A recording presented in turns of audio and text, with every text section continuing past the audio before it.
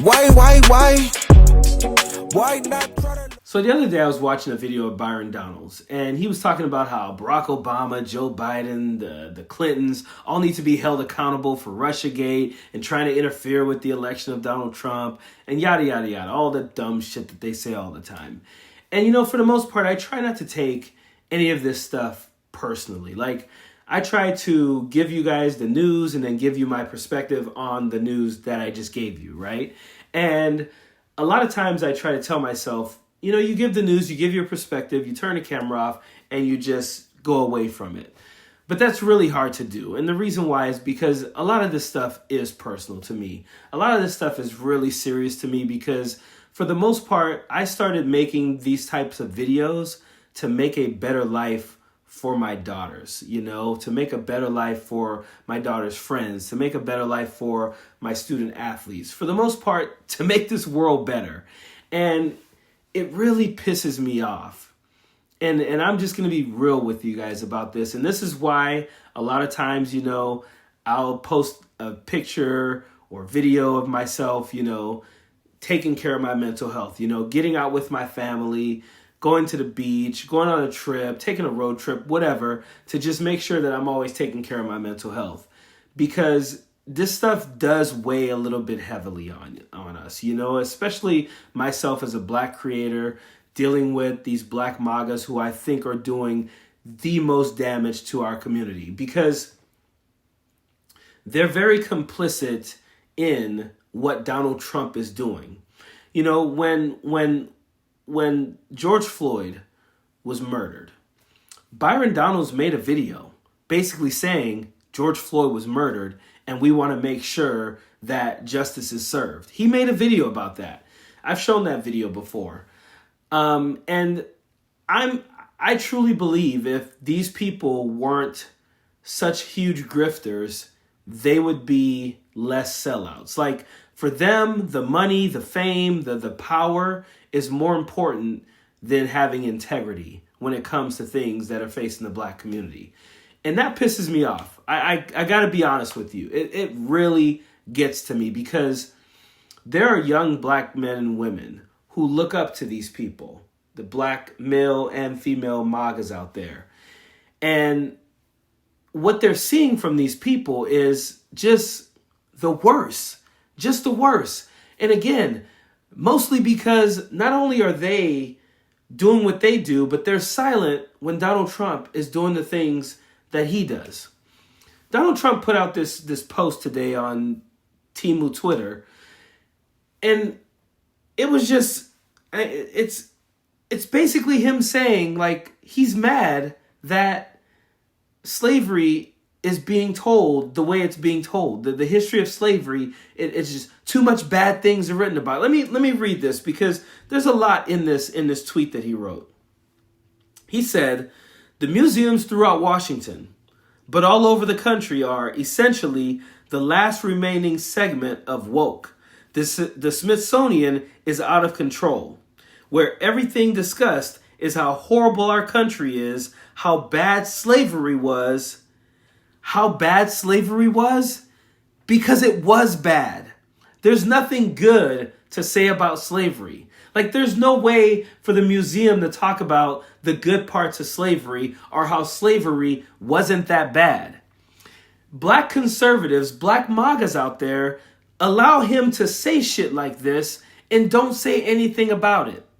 That pisses me off.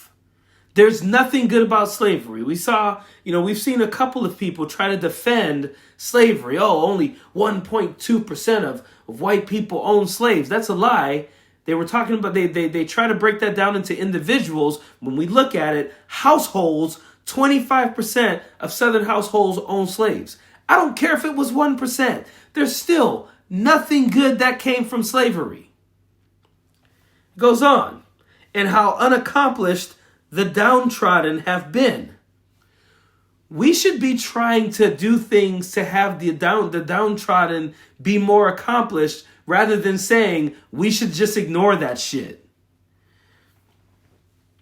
Nothing about success, nothing about brightness, nothing about the future.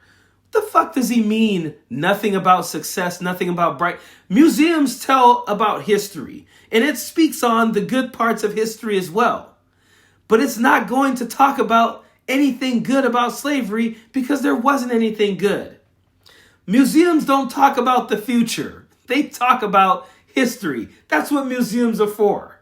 They talk about what happened in history. Unfortunately for this country, a part of our history is slavery.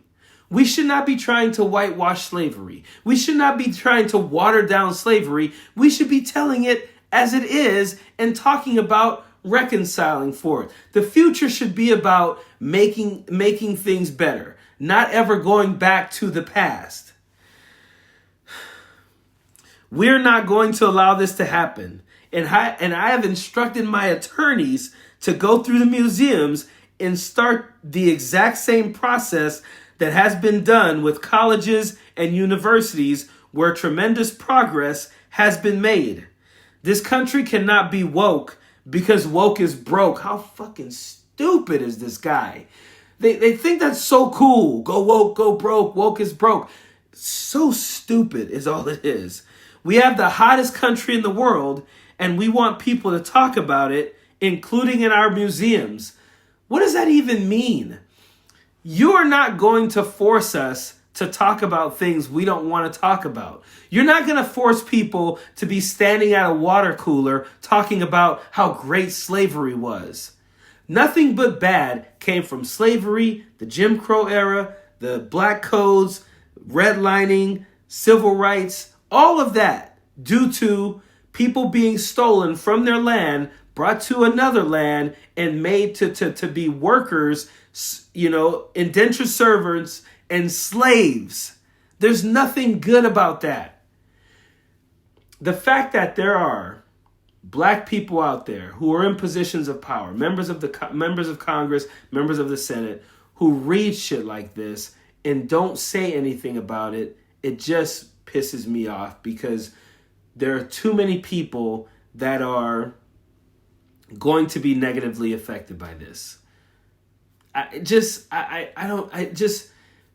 We're in such a bad place in this country right now. Such a bad place. It's like he saw Jillian Michaels saying what she said and wanted to double down on it. And of all the things, they always point out slavery. There's so many things in history he can try to water down. But this is a full-on bullhorn to the racist people who are marching around Tennessee and marching around South Carolina with racist flags and masks on and all that. This is more than a dog whistle. It's a bullhorn to them, letting them know you still got me. You still got me. I'm still on your side. Because he could have brought up anything else and said, why are they talking about the bad in that? Some other part of history. But it's always about slavery. It's always about the black community. This is not done by mistake. This is by design. This is Donald Trump dividing this country. This is what he does.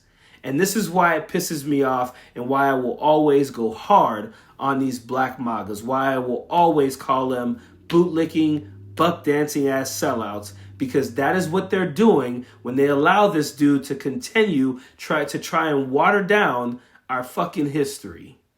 Period. Don't want no enemies or ops. Envy in their heart, I tell them stop. Vacation on the yacht.